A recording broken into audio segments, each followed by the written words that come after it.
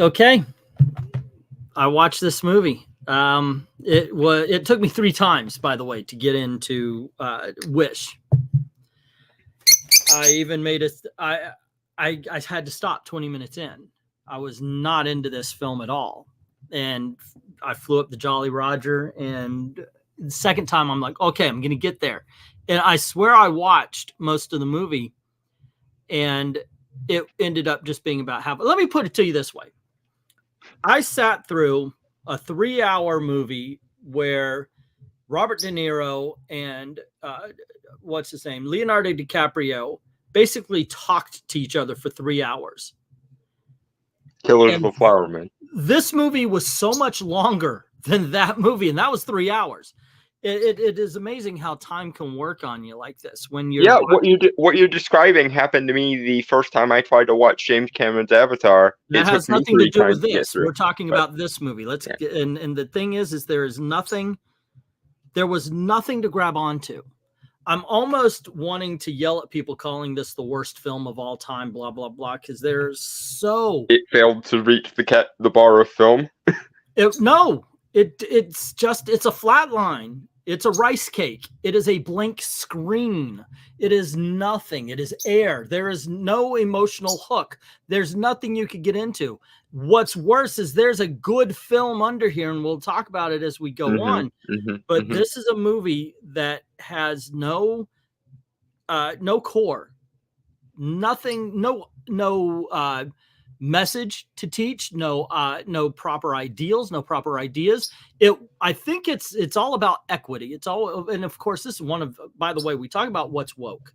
This one, I got to admit, is very woke. And it does it almost, it's so blasé about it. You might not see it as it goes through, but it absolutely is about equity. It's about the patriarchy. It's about white man bad. Everything they could possibly entitlement, shoved right on in. Entitlement. How dare you be selective? How dare you want appreciation for the things you give to the world? Yada yada yada. Yeah. So the basics is you've got this guy who was put upon, had bad luck, decided that he was going to improve himself by every means possible, including learning magic. And he creates this country. And people come to his country voluntarily. And he has the power to grant wishes. They voluntarily give him their wishes. Okay? And he chooses once a year to grant someone's wish. Yeah, through a lottery. And actually, it suggested that maybe it was sometimes even more than once a year. Because it's random, and he actually is asked, can you do it again? And he does. So maybe once, twice, who knows, during a year, he'll grant whatever interval he deems appropriate, because this is the controversy. This is apparently one of the things that makes him a villain. You guys, you ready? He vets the wishes to make sure that they're not going to have massive world-changing or destructive consequences. So yes, he does all of this, by the way, and the wishes he grants, he makes sure will be good for not just the person granting them, but everybody. And he, as Dalton says, vets the wishes. Means at one point he looks at one wish, and we're going to talk about this one, and he says, "No, it's too vague." There's a line in Community. I don't know if you've ever seen this TV show. Love the TV show. But I forgot the character's name. Donald Glover and Bree, what's her name? They are at a wishing well, and they decide they're going to make a wish. And the girl goes, "No more wars." And he says, "No, you can't do that.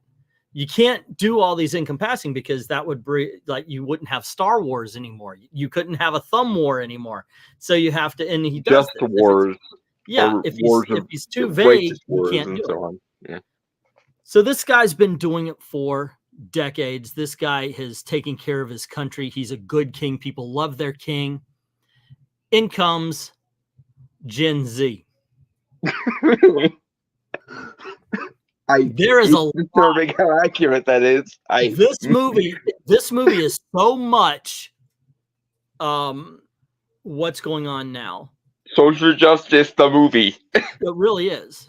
But right now, any dumbass with a phone, and by God, I hope they don't have a college education, because then they're fucked up for life. But Antifa members, the movie. yeah, it really is. In comes Gen Z. And of course, Gen Z knows everything. And there's no talking Gen Z out of the fact that they know everything. I have never met such a dumb group of people. And I'm glad, in all honesty, I haven't met too many of them. But there's never someone so miserably stupid, yet has the confidence, the unearned confidence of somebody who has lived life. Obviously, not all. It's just the loudest and most noisy Gen Zers, but there are reasonable Gen Zers out there somewhere. Ahsoka's over here. Wait, no, not me.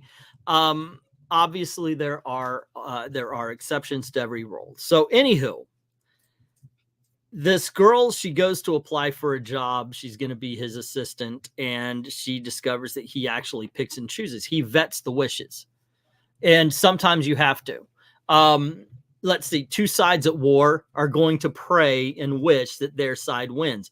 It doesn't even have to go that far. Two people watching a sports game are going to wish their team wins. You can't grant all wishes. And there was a subplot in Bruce Almighty similar to this, where Bruce, not thinking, just said yes to everything, and then of course apocalyptic anarchy ensued because people want contradictory things. I finally won the lottery, but so many other people won the lottery that I get $1.35, Mm-hmm. So he's looking out. He's actually a good king, but because he picks and chooses, oh my gosh, he's so bad because he's not giving everybody their wish. But here's the thing. It's not just that, because she also thinks that if he's not going to grant the wish, they should give it back, because by holding on to him, people are forgetting what their wish was, which I think is kind of stupid. I mean, here's my wish doesn't mean that, okay, here's my memory or here's anything. But okay, in this world, people who have given up their wish doesn't remember their wish. I think they're trying to play on the double meaning of the word wish as both like dream and ambition. So by robbing them of the wish, you rob them of the ambition to pursue that dream, I think is what they're trying to go for. Would be the most intelligent thing about this movie. But the main crux of this is it really is a movie about equity and just the patriarchy and social justice. Well, okay, here's the two things that Magnifico does that apparently make him irredeemably evil. You ready? One, as previously stated, he vets the wishes to make sure that the consequences of the wishes aren't going to end the world or make everyone around the person or the person themselves miserable in the process. And two, he wants to be appreciated for all the work he put into creating this kingdom and making sure everyone is happy. Yeah. People come on their own. The horror, because that's entitlement. How dare you expect to be thanked for doing good things? I built a thing. I want thing to exist. Do not destroy thing. And this girl comes in and she sees something she doesn't like. Therefore, the entire system, let's not work within the system, but the entire system has to be broke down. Sound familiar? Literally the mob song from Beauty and the Beast, but this time we're on Gaston's side, apparently. Yeah, that's basically, and yeah, the Beast is a nice guy. This guy, at least in Beauty and the Beast started off as a dick. In this movie, Magnifico is in fact Magnifico. Yeah, he's a great king. People love this guy. Now, I got to admit, this movie is fading fast. I watched it yesterday and I figured, okay, let's get together, Dalton, and talk about this. But this movie is going away. I am not remembering this. Yeah, movie. I think this is another The Marvels. Yeah, this is something where actually The Marvels has gone opposite. The more I think about The Marvels, the more I've enjoyed it. It is a bad movie, but I actually can enjoy it. This, there's no enjoyment. This, like I said, it's rice cakes. It is the flavor of air. There's nothing to this film. Which rice is sad cakes because, tinged with TikTok flavor. pretty much. There's two words that I love in any film is in this movie. The first word is Alan, and the second one is Tudyk. And still, he plays the goat, and even he cannot save what he's got. There's nothing for him to chew on, and this is an actor you want to throw all sorts of meat to. Okay, but here's the other Alan thing, and Tudyk I think is the future Tim Conway.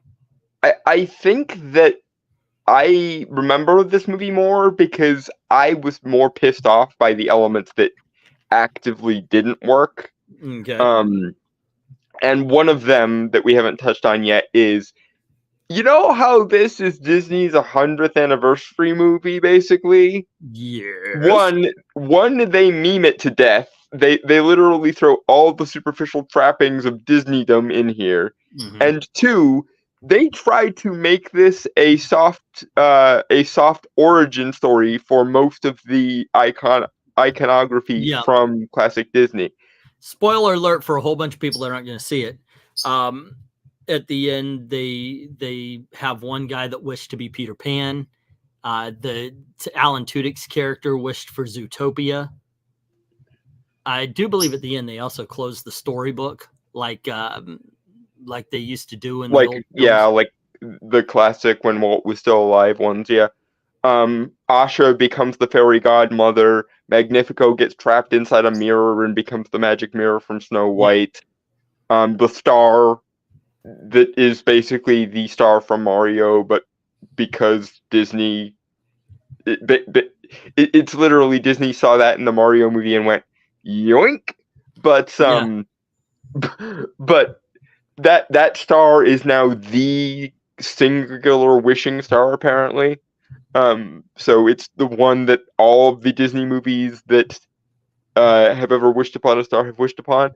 And if you're the sort of person who does introduce things like retroactive continuity into things, the only thing this will do is tie every single Disney movie inexorably to one of the worst, most generic, most empty, and most insufferable movies under Disney's entire frickin' banner.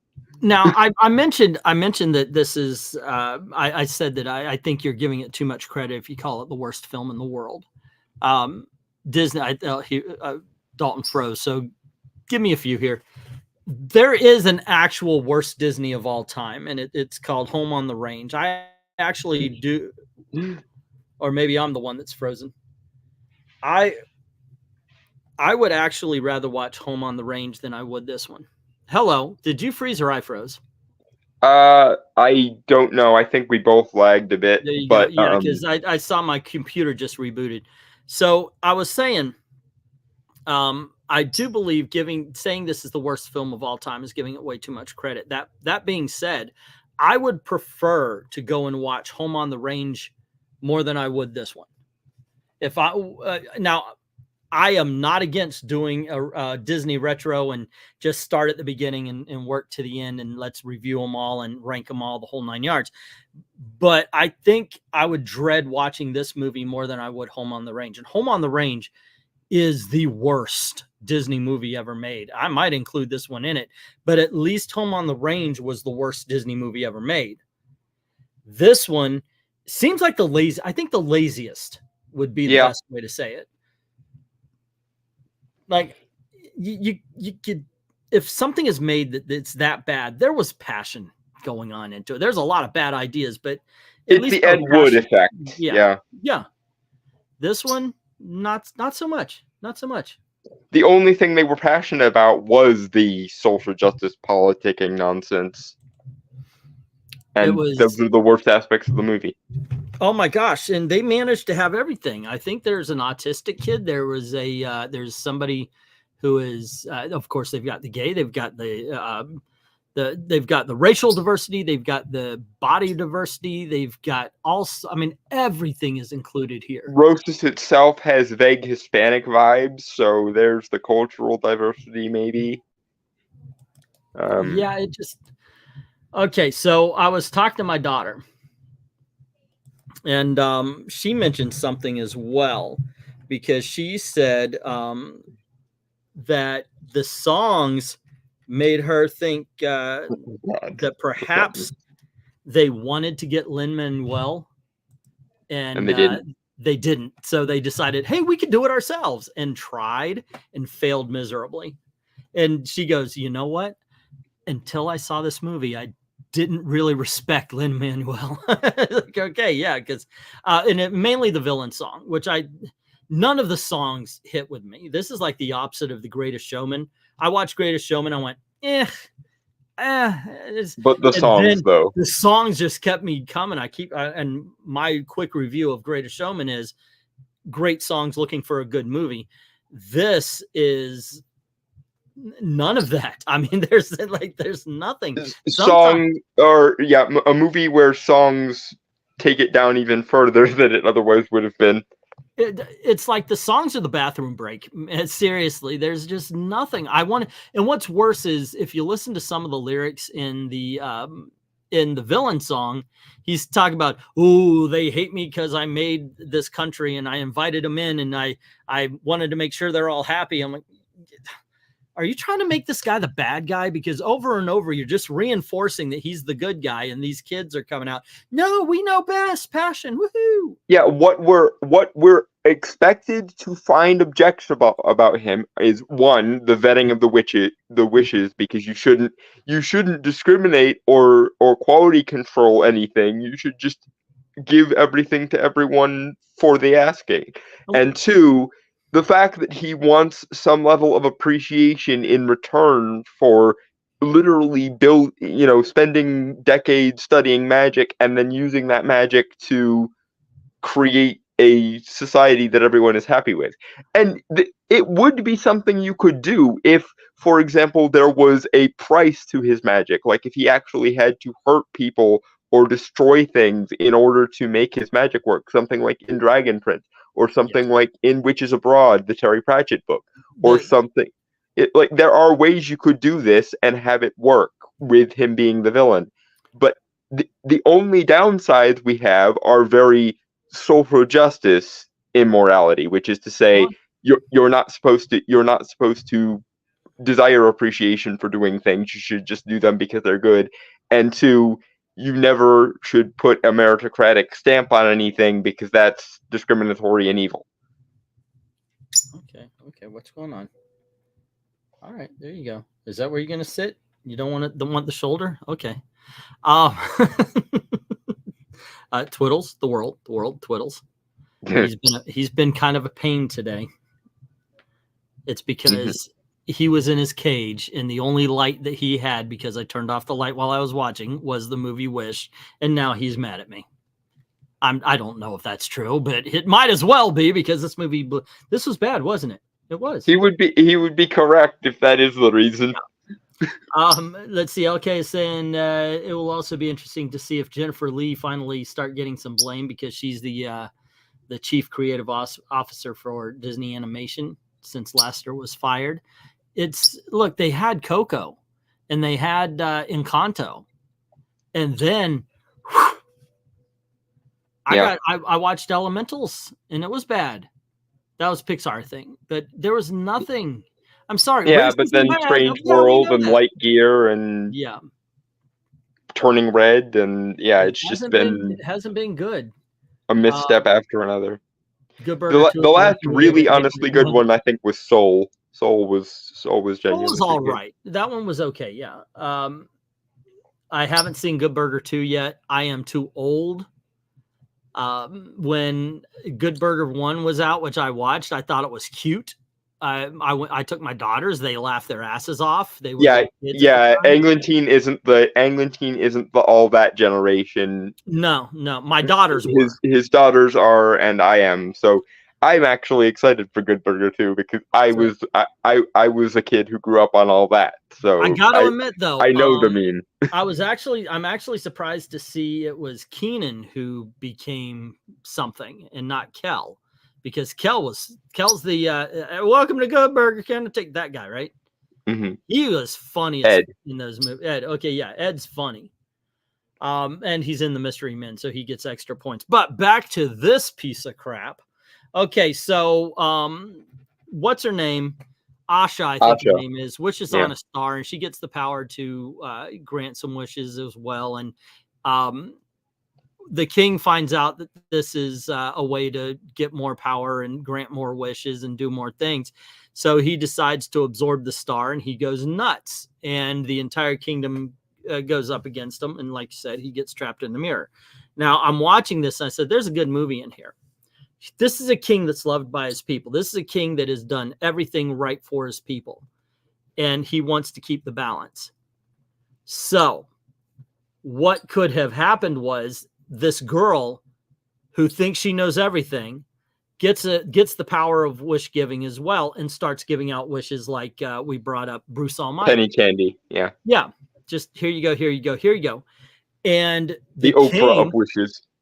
Now tell me this isn't a better movie. The king decides that he has to bring balance to the country, and so the people are safe. He ends up absorbing the star, same he does in the movie. You don't even have to change a lot of the animation. But the thing is, now the king is doing it for altruistic reasons, and he starts going mad, and the people have to save him for once.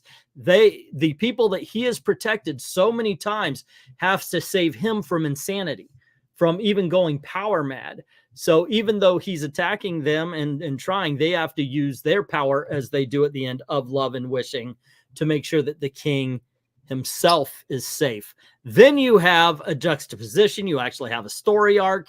You have something. And it is not the social justice freaking woke crap that we have in this movie right here. Or you could have actually had a version of this where he is the villain. Like, I can think of probably 5 examples off the top of my head.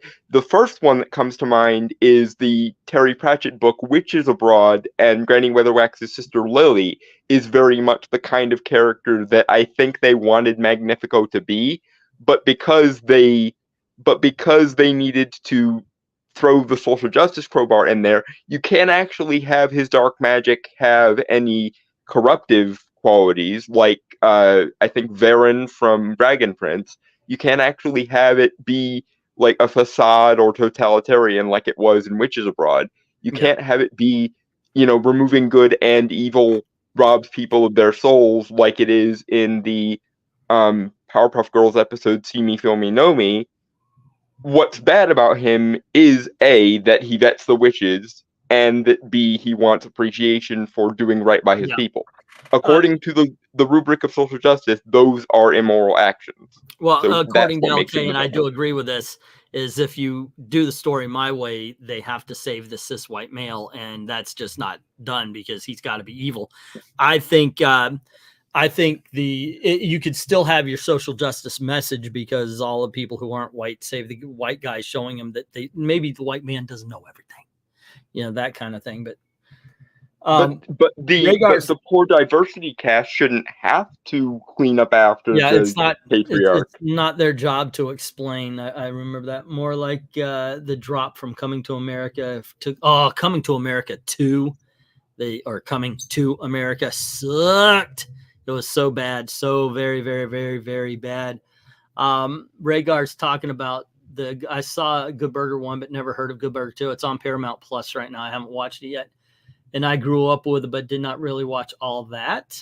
So I guess that's not really growing up with it, but you get my point. Also, Candyman sequel, which I didn't care for, to tell you the truth. But I don't know. I don't know what to say about a movie like this. I don't think there's much to say. They tried and failed. I think LK's right. It's not a mistake. This is their values. This is what they want to get across. They did exactly what they made the movie they wanted. It's just they were wrong. And once again, it's just proving that audiences just do not want to see this kind of movie. Something with more traditional values, maybe. Something that is more uplifting. Something that you uplift everybody. Something that can be universal, like the Disney Renaissance was, and Walt's original 10-year was. You need a hero who's fighting for something, not against something. And I think that's something that Disney has really kind of steered the wrong way. Well, and you could have an oppressive, evil king, Yeah, of but you course. would have actually had to have had him do something evil, or even if you wanted to have him be a villain with good intentions, have his have his magic have dark consequences. Have there be some But kind of corruptive, like consequence to his magic that he doesn't see or that he thinks is worth what he gets out of it. this Something like movie, yeah, the character of, what was the name again? Asha or something like that. Asha. All throughout the movie, she's put upon. There, like I said, she's never fighting for anything. She's fighting against. It's all the patriarchy bad. All the everything's bad. I am so put upon. They're so put upon. My grandfather doesn't get his wish. Therefore, in all honesty, and it starts from that selfish reason. It's somewhere in the middle. They decide, oh, she can't be selfish, so she's trying to get everybody's wishes back so they can work on them themselves. But no, it starts off she's being selfish. And correct me if I'm wrong. There was never a time when she says, we need freedom for everybody. We need this for everybody. It is all about being put upon. It's always about putting down. And I think that's one of the things that makes this a movie that people do not want to watch, because ultimately. Correct me also if I'm wrong. When Asha raises the issue of her grandfather's wish to Magnifico, he actually gives her a rationale as to why he didn't pick it. Yeah, why it's not his video or his video. His wish was that he wanted to inspire people. And Magnifico goes, I can't grant that. That's too vague. To inspire to do what? To cause damage, to revolt, to break things down, maybe to be violent. There's yeah, so and right there, that's the SJWs inserting everything that they've been told whenever they go on the Antifa style warpath, and people go, "You're burning things down and being violent. That automatically makes you the bad guy, don't you know?" Well, and so he didn't grant the wish. It's too vague, and that to me is okay. Yeah, that makes a lot of sense. It just it does. It's, I don't know. Because long-standing consequences, like every other like genie wish or fairy wish type thing we've ever seen in a story, when you're vague about the way you're wording a wish, then either through the genie's own malice, which isn't really applicable here, or through simple like organic consequences of change, unbalancing the scale of destiny through a random windfall, things can get out of hand, as they always do in these kind of situations. And Magnifico, God bless him, has found a way to mediate his magic in such a way that he can account for those random consequences and not allow things to go all anarchistic and get out of control. But Asha only sees you're privileging yourself by being the one who decides, and Magnifico's they frame it as villainous, but I ended up going, yeah, no, he's right. Of course, I'm the one that decides. I'm the one who knows how this works. Yeah. Welcome to and this is what I say to a lot of the kids that start up. Welcome to a world where you were just born into. You think the everything started the moment you became conscious of anything. And the funny thing is, he's trying to take her as his apprentice, and this is allegedly her first day of being a sorcerer's apprentice. So don't you think he might have explained in the rest of the apprenticeship why he does what he does if you had just let him? He did. He explained his wish is too vague. I cannot, because it would do that right there. Should have told her too many consequences. Back off a little bit. Trust me. Listen. Shut up. Listen and learn. That was something that was meant to. I remember when I was young. Shut up. Listen and learn. That was told very curtly, very straight by a lot of bosses, by people who wanted to teach you something. Shut up. Listen. Learn. Now, but you don't tell me to shut up because I'm going to. Oh, shut up. Listen. Learn. You don't know she was a freaking teenager going into an industry she didn't know about. So shut up, listen, learn. Here's another example of this kind of plot thread being done better and being framed properly. I'm pretty sure everyone and their mother has seen Wicked or heard of Wicked at least once, right? Yeah.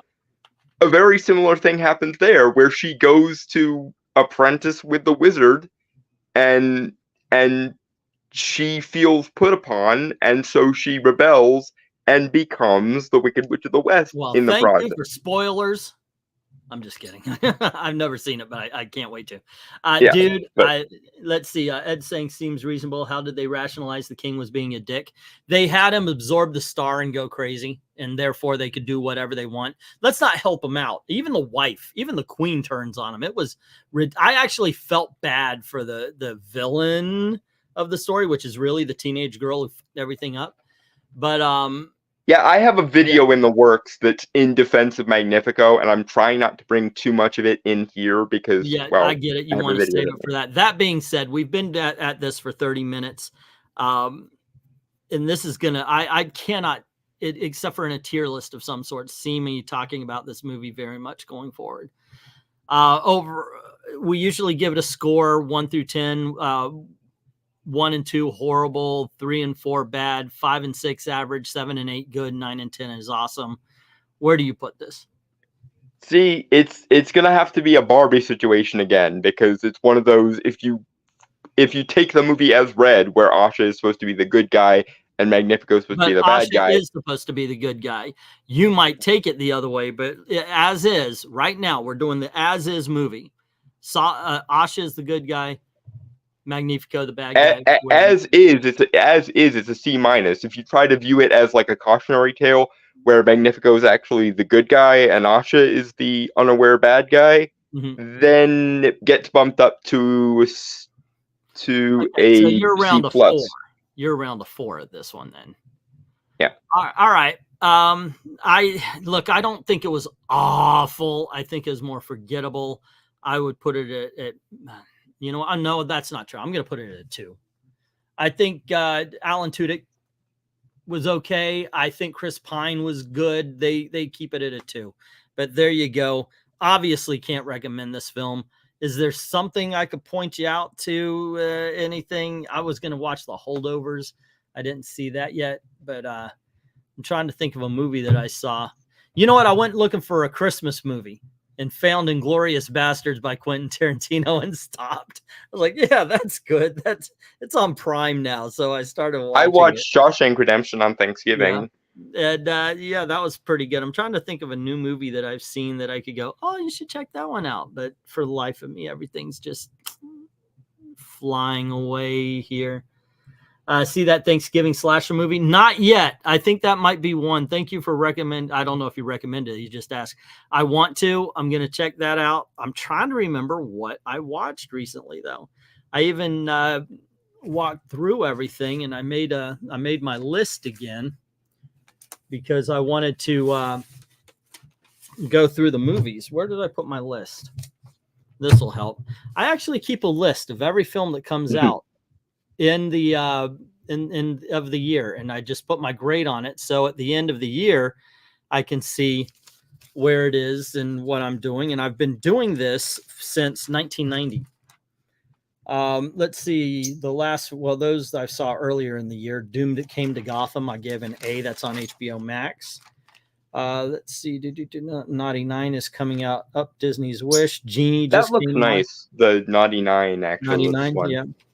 The last thing. Oh, that's right. I did see that. There's a documentary on HBO Max right now called Albert Brooks Defending Your Life. It's basically about his career.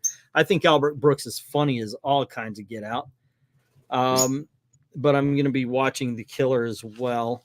And before that, we talked about the Marvels already. What did I see? Friday Night at Freddy's, I gave a C+. Old Dads was okay. That's on Netflix right now. It was written and directed by redheaded comedian, kind of loud, Bill Burr.